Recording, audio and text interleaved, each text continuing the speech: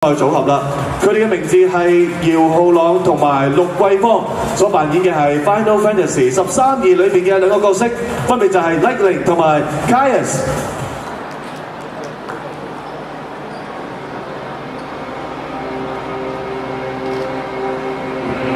呢度係位處於時間盡頭，由女神艾特羅所守護住嘅城域，同時亦係守護住世界嘅最後防線。如果呢一度被破壞嘅話，時間就會被解放，世界就會返去混沌之中。我麗玲就係被女神艾特羅選中，負責保衛聖域嘅騎士。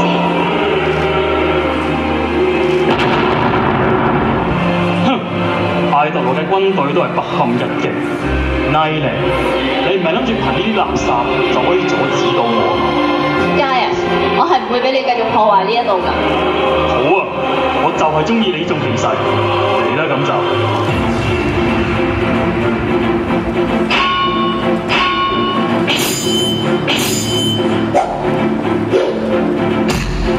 個女神艾特羅究竟係點樣揀人㗎？乜被選中嘅騎士就只係得呢啲實力咩？我勸你哋都係唔好再 FF 啦！憑你哋啲咁嘅實力，就諗住可以打敗擁有混沌心臟、不死身嘅我？不死身咁又點啊？為咗守護我所重視嘅一切，無論係100次，甚至係1000次，我都一定會打敗你㗎。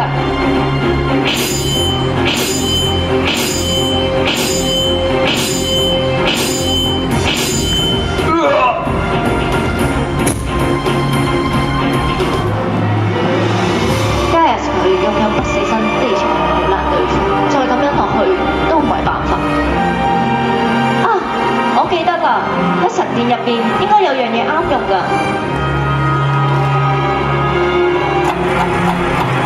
有咗呢座女神艾特羅嘅時空之門，咁就可以翻過去，等 Gaius 佢仲未得到混沌失狀之前，阻止佢啦。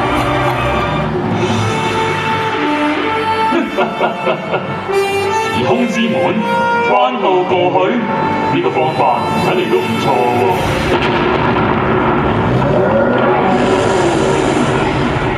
咩話？你竟然仲可以召喚到最強嘅魔獸巴哈姆特？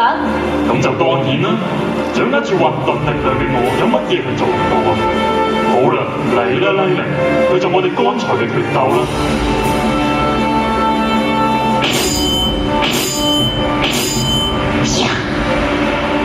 原來巴哈姆特嘅力量係咁強大，不愧為最強嘅魔獸。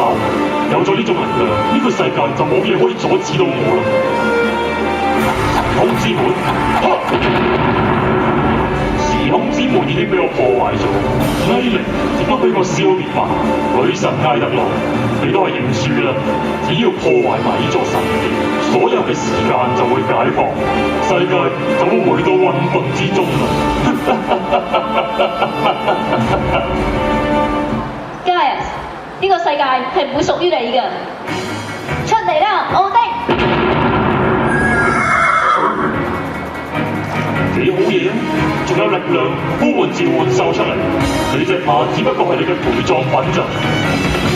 只要我同奧丁一齊，就冇嘢可以打敗到我哋㗎啦。奧丁，天命萬能！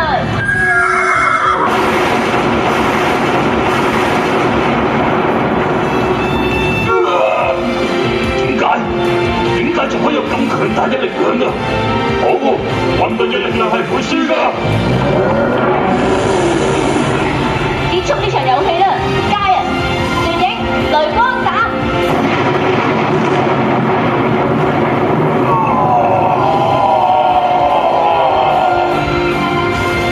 我係唔會就咁認輸嘅，好快我就會復活。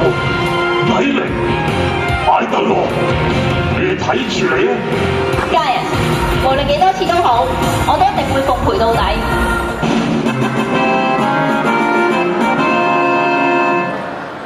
俾啲掌聲，2號嘅參賽組合，姚浩朗同埋陸桂芳。